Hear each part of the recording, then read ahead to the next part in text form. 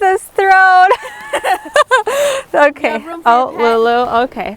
Okay. Hi guys, welcome back. I'm Maya from Simply Bloom. So as you can see, I have lots of help today. Jasper, Lulu, and a nice throne.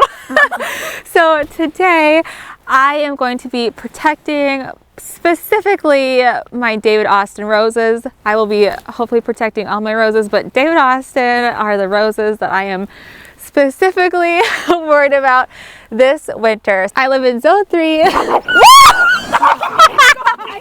Holy crap! Oh my gosh, Lou! Lulu, Jasper's fine.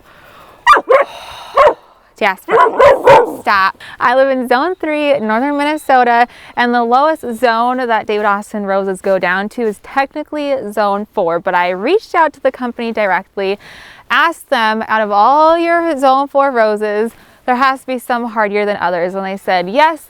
The Lady of Shalott and the Princess Alexander of Kent are 2 of the more hardier zone 4 roses. So that's what I got. I also got a few others, and if you want to check out the videos of me unboxing them and planting them, I'll link those down below, so go ahead and check those out. But I also asked for other winterizing tips. And they recommended if you keep your rose in a pot to top off the soil, make sure it's covering the crown. You can add extra mulch to really protect it during the winter time. And then they said if it's planted in the ground, same thing, you can top up the mulch, and then you can also use burlap to cover it and protect the stems. So I don't have any burlap or anything like that. I might look into getting some, but I do have straw. That's why I'm sitting in my throat of straw right now. So today I am just going to be going around taking some straw and covering the base of not only my David Austin roses, but all of my roses, because we don't have any snow cover. That's totally not normal. Normally we have probably a couple of feet of snow by now, and snow really acts as a good insulator, and the more snow we have, the more comfortable I am with plants surviving. But being that we have no snow, I'm worried that our temps are just gonna drop dramatically and then everything will freeze. So I'm gonna be taking straw. Won't look very pretty, but I'll clean it up in the spring and just tuck in our roses for the winter. So let's get started.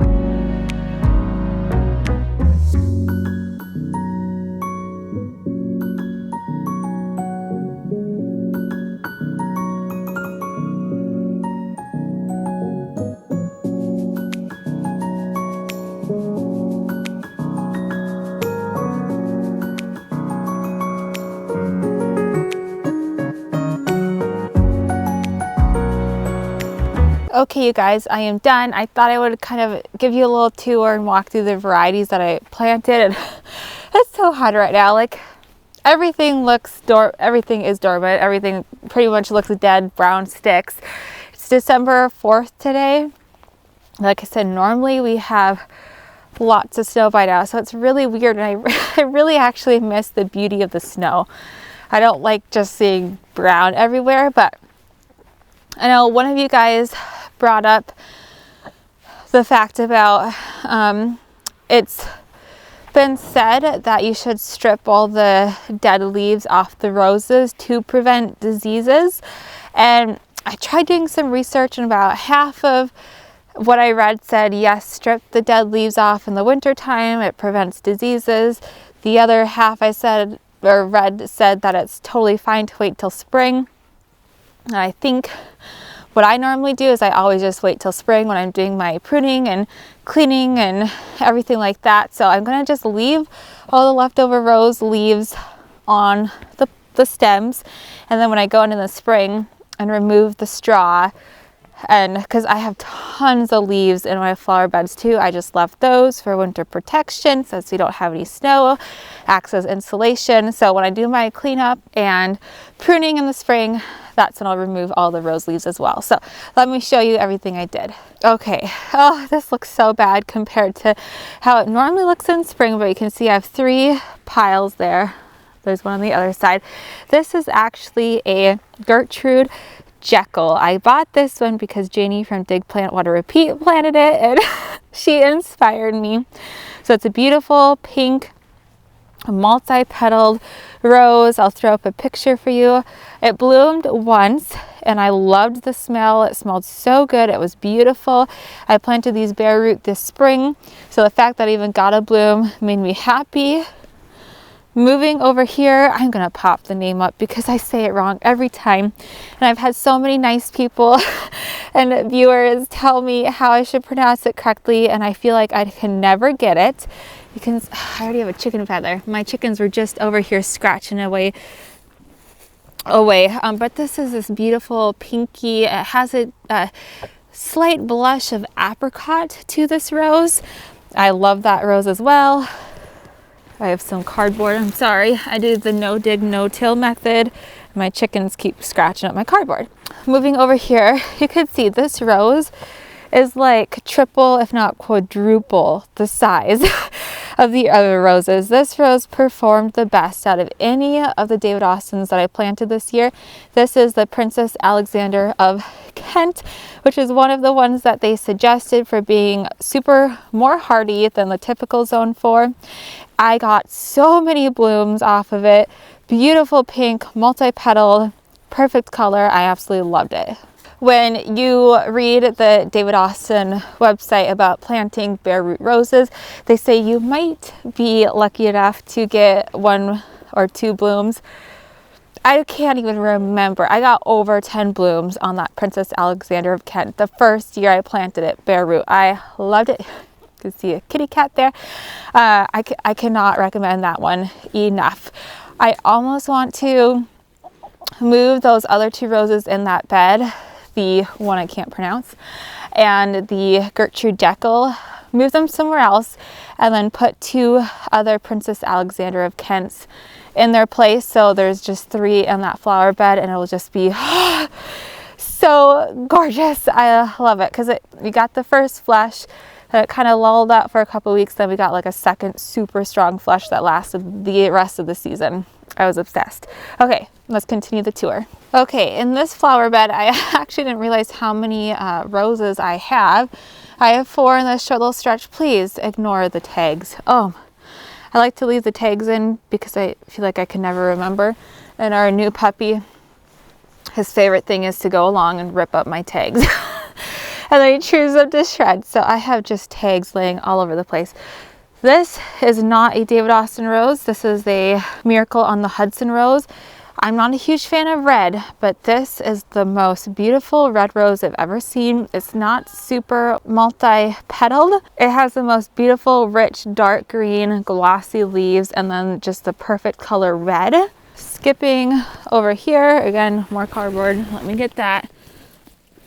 One of the drawbacks of having chickens. They scratch everything up. This is a Queen of Sweden rose. This is by far my favorite smelling rose. It's more of an upright rose, has just the prettiest, gentle, soft pink.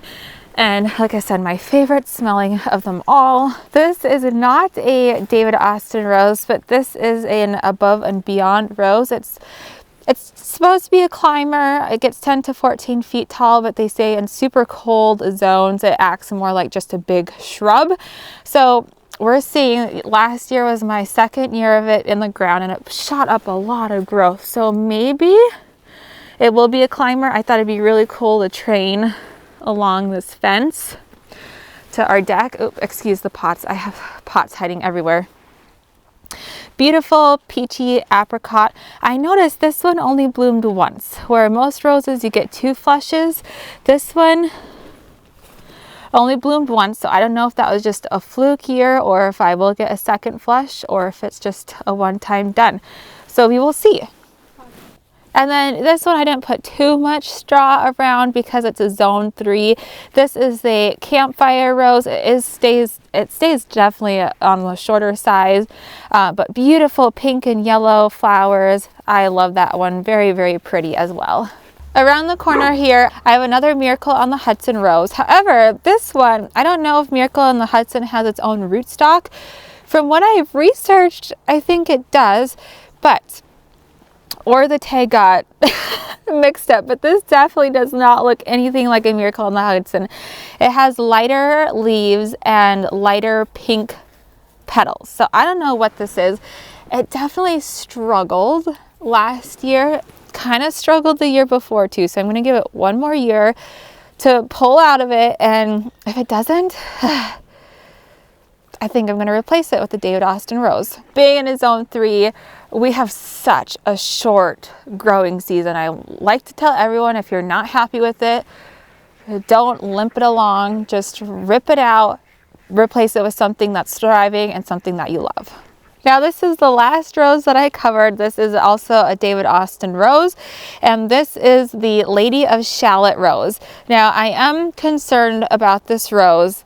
Let me tell you why. So when I got these roses bare root, all of the roses already had new growth on them, except for the Lady of Shallot. And the Lady of Shallot is probably one of the roses that I'm most excited for. It's just that beautiful orangey, sherbety color. It took probably 4 weeks after I potted it up to break dormancy. And then when it did break dormancy, it didn't break dormancy from the stems, or not stems, branches. It actually pushed completely new growth from the rootstock. Did you hear how I said that? Oh. So I contacted David Austin. I asked them, like, I don't know if it has its own rootstock or not, if it's on a different rootstock. I don't know if it's still a Lady of Shallot or if it's whatever rose it's from. They said it's hard to tell. I sent them pictures, and they said the only way we can tell is once it's bloomed. But then I talked to someone else, not from David Austin, but they have their own Lady of Shallot roses, and they said Lady of Shallot is on its own rootstock. So one of them was wrong. I feel like if it was on its own rootstock, David Austin would have been like, it's on its own rootstock, it's still Lady of Shallot, but you know, not everyone knows. We'll have to see. But that is it for this video. Thank you so much. If you have any other tips that you can give me for protecting my roses, definitely leave them in the comments below. And if I do find some burlap sacks or rigs anywhere, I will probably put those over top as well. But that is it. Thank you so much for watching. I hope you have a great day. Bye. I'm gonna back this up. Action! And then here I am, her favorite rose ever. Best for look, best for fragrance, the jasmine rose.